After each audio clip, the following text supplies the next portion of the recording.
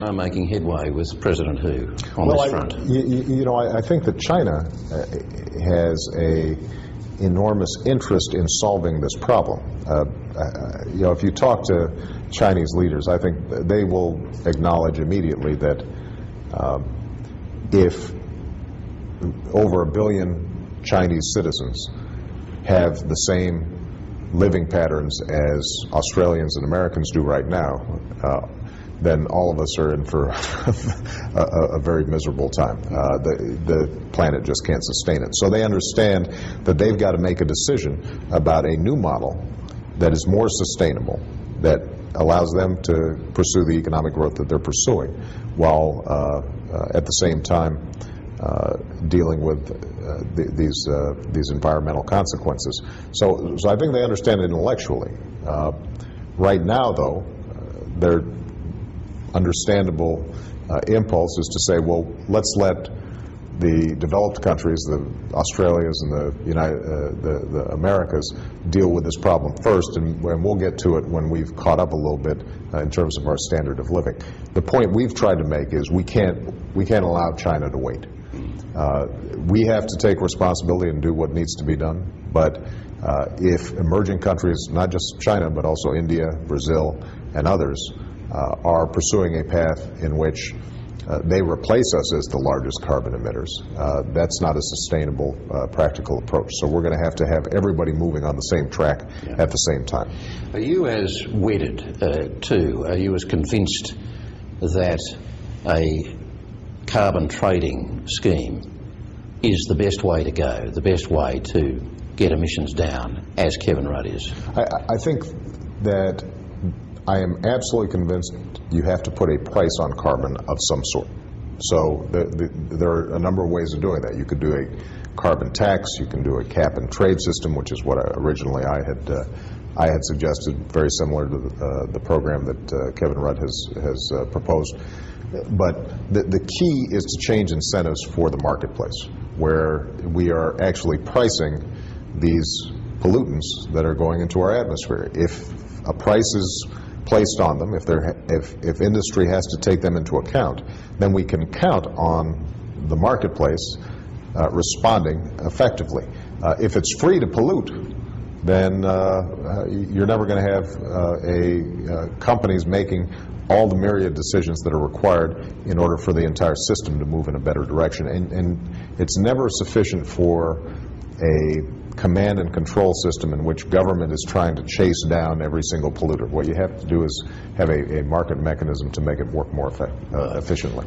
To come back to China, America has been the world's most powerful nation for a century, but given the projections that China is well on the way to becoming the world's biggest economy, with all that potentially delivers, including greater political muscle, how hard is it going to be for Americans to adjust in a mature way to the increasing prospect that you can't be number one forever? I don't think about this as a zero-sum game. I actually think that America can be number one for a very, very long time, but we think that there can be a whole host of countries that are prospering and doing well. Here's one way to think about it. The Chinese standard of living and industrial output per capita is about where the United States was back in 1910. Yeah. I mean, they've got a lot of catching up to do. They do. It is in our interests, both of our countries' interests, for China to be successful, for China to be prosperous, because that means they're more likely to be stable. That means they're more likely to be able to deal with issues like the energy efficiency of their industries and reduce pollution. And so we're not interested in constraining China. We want China to do well. The only thing we want to make sure of is that a country like China, as it is growing, and inevitably will end up being the largest economy just because of the enormous size of their population, that they are also taking their international responsibilities seriously, and that they recognize that with great power comes great responsibility. In your landmark speech in 2004, you said America's genius was its faith in simple dreams. As you look across the landscape of America's working families today, for many of them, there's not a lot to dream about. still nearly 10% unemployment, a lot of underemployment, a big army of working poor. With the health bill behind you now, is that your biggest challenge for the rest of this term? Making sure that not only we're dealing with the short-term problems in the economy that come out of the financial crisis, but laying the foundation for long-term economic growth is absolutely our biggest challenge. I'm optimistic that we can do it, but there are some legs to the stool that have to be put in place. Having a reformed healthcare system was one of them. Having a strong financial regulatory system so that we never have the kind of financial crisis on Wall Street that we saw again. That's a second component. A third component is what we just talked about with respect to energy. Having a shift from the old energy models to a new energy model that's more efficient and more self-sustaining. That's a third leg. Improving our education system, which historically has always been the driver of extraordinary economic growth. But frankly, if you compare the per capita performance of kids in Singapore at this point to kids in the United States when it comes to things like math and science, we haven't been doing as well as we have historically. So those are the kinds of big structural shifts that we're going to have to make.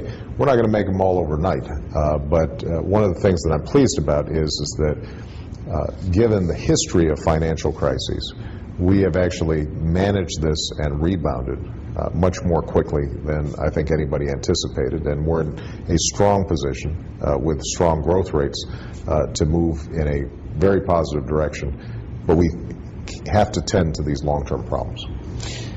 At the same time as these families are struggling, the Wall Street syndrome lives on, if I could put it that way. Bankers back feeding at the trough while much of the rest of America pays.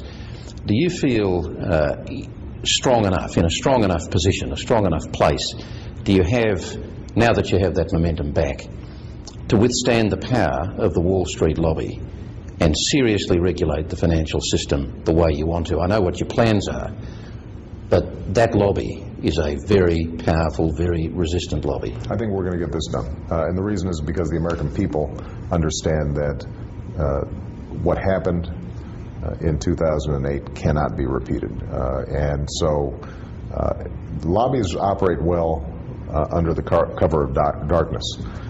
When you have the disinfectant of sunlight on the process and what it is that we're trying to push for, then I think we're going to get a very strong financial regulatory reform bill, and as part of the G20 we'll be coordinating with Australia and other countries to make sure that these reforms are not just taking place on Wall Street, but they're taking place in London, they're taking place in Hong Kong, all across, all around the world. We've got to recognize that capitalism is absolutely the best system for producing wealth, but there's got to be a regulatory framework put in place to make sure that excessive risks don't end up bringing the entire system down. So why are you so confident that you will be able to get your regulatory system through Congress? I'm always confident. Well, it worked on health eventually. On your path to the White House, you inspired great hope around the world, not just in America, but around much of the rest of the world. How will you measure the worth of your presidency? Looking back on my presidency, whether it's one term or two, I can say that I was able to wind down the war in Iraq successfully. I was able to stabilize Afghanistan in a way that keeps the American people safe. That we were able to create an economy that works for all Americans and not just some Americans, and that we've provided a little more security with respect to having a healthcare system that works.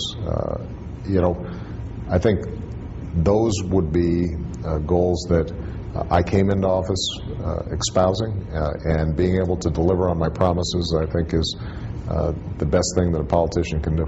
And last question, what does it mean to you to be seen as a transformational president? I don't tend to think of myself in those terms. What I tend to think about is the job in front of me, what I need to do today, tomorrow, the next day. I assume that I'll have a lot of leisurely time after the presidency to look back and see what kind of impact I had. Barack Obama, thanks very much for taking this opportunity I to enjoyed talk it. with us. Thank you very much. Thank you.